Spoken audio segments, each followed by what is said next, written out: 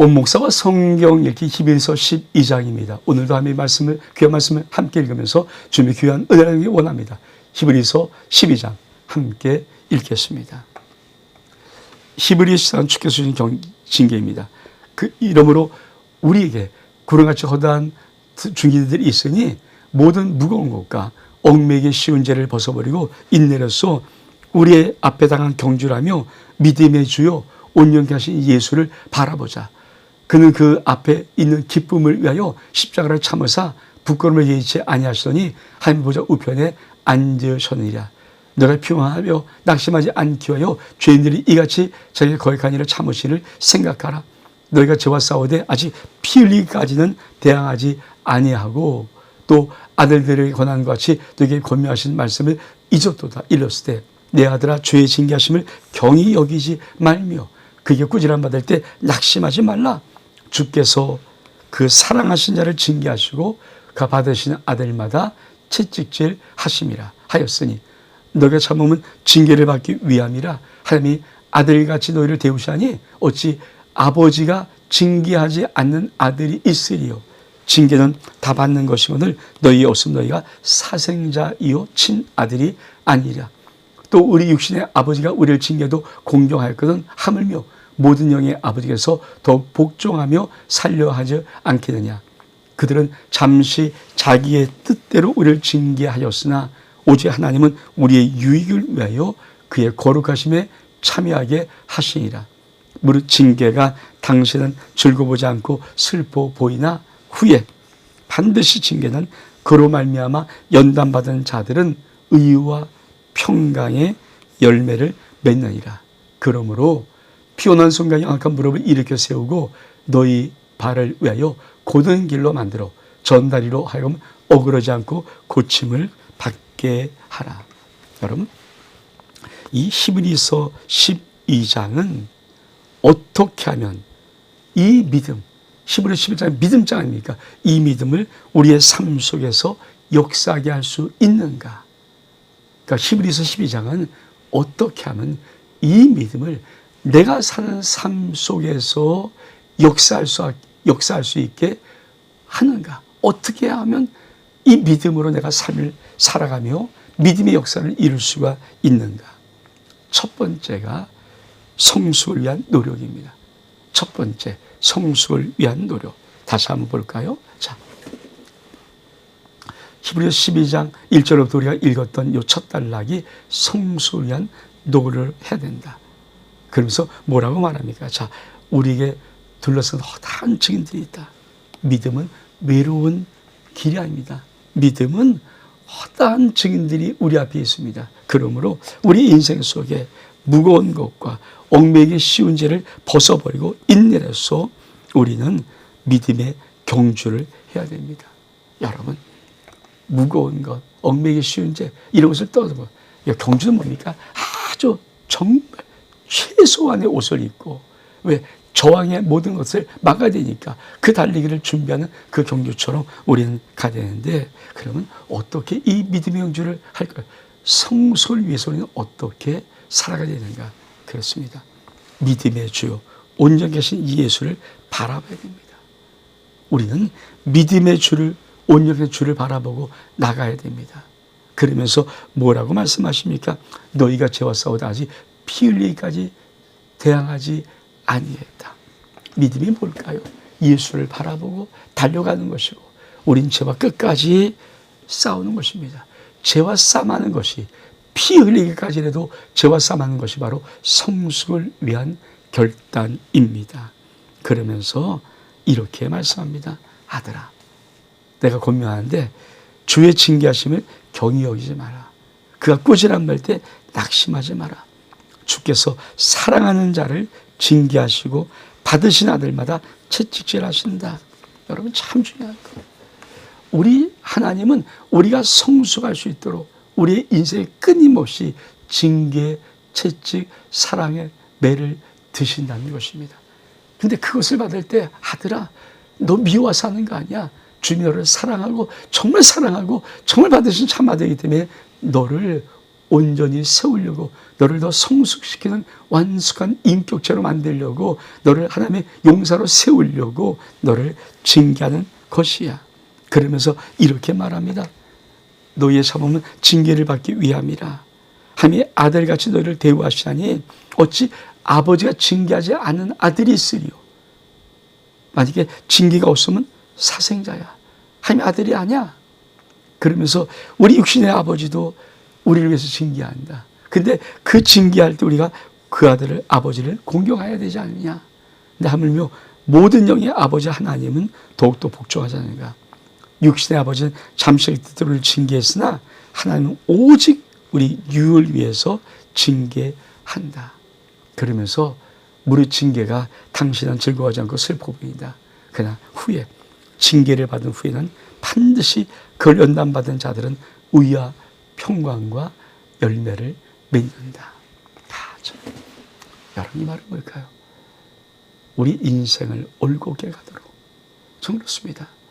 왜 믿음의 삶에 환난과 어려움과 시험이 역경이 계속 있을까요? 그것은 믿음의 사람이 아차 싶으면 어긋난 길을, 그릇된 길을 마치 진리의 길이냐 걸어갈까 봐 하면 끊임없이 이 길로 가라.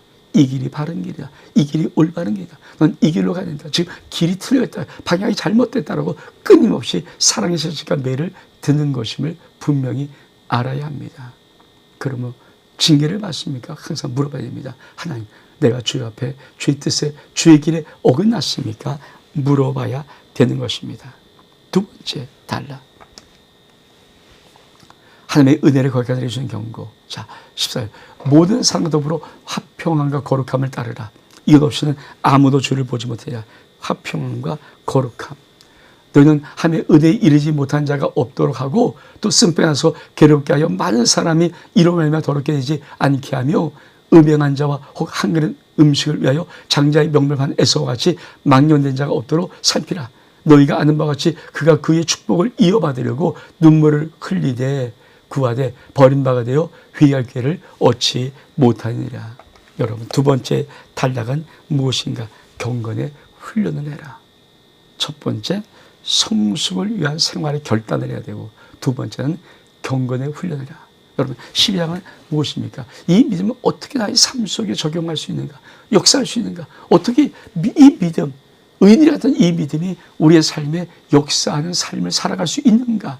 첫 번째는 성숙의 결단, 두 번째는 경건의 훈련을 해야 됩니다.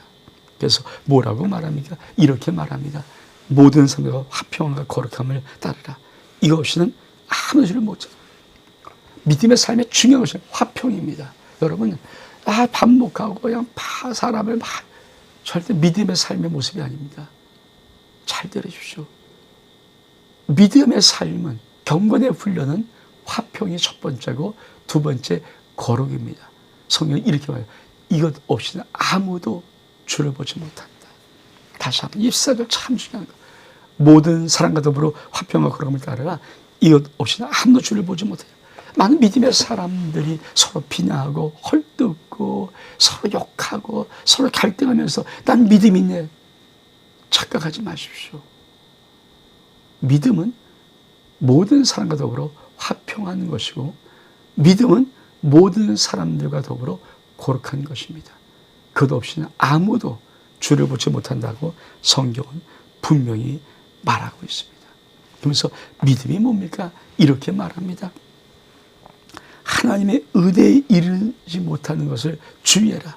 쓴 뿌리가 나서 괴롭게 하는 많은 사람을 더럽히지 마라. 그러면서 음행하는 자와 헛 한 그릇 음식을 위해서 장자의 명을 판 에서와 같이 망령된 자가 없도록 살펴라.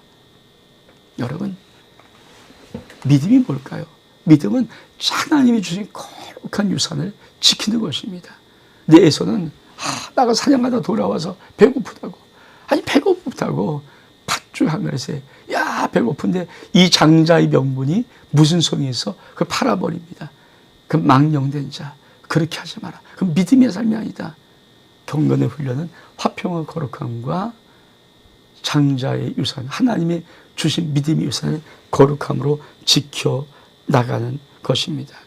세 번째로, 믿음이 뭘까요? 어떻게 믿음의 삶을 나의 삶 속에 역사할 수 있는가? 너는 만질 수 있고 불이 붙는 산과 침침함과 흑암과 폭풍과 나팔 소리와 말하는 소리가 있는 곳에 이른 것이 아니라 그것을 듣는 자는 더 말씀하지 아니하시를 구하였으니 이런 짐승이라도 그 산에 들어가면 돌로 침을 당하리라 하신 명령을 견디지 못함이라.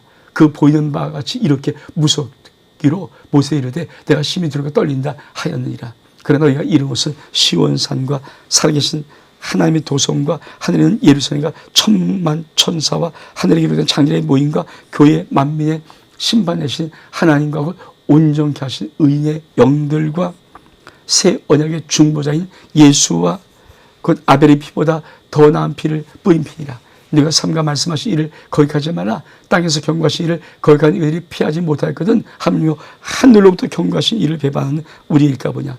그때 그 속에 산을 진동하였거니와 이전 약속의 이를 내가 또 한 번 땅만 아니라 하늘도 진동하리라 하니라. 또 이 한 번이라 하심은 진동하지 아니한 것을 영전하게 하기 위하여 진동할 것을 곧 만드신 것들이 변동될 것임을 나타내심이라. 그러므로 우리가 흔들리지 않는 나라를 받았은즉 은혜를 받자. 이로 말미암아 경광과 두려움으로 하늘을 기쁘시게 할 것이라. 우리의 하나님은 소멸하는 불이시니라. 여러분, 세 번째, 어떻게 하면 믿음의 삶을 살 것인가? 합당한, 이 믿음에 합당한 삶을 살아, 생활을 살아라. 여러분, 그 삶은 무엇입니까?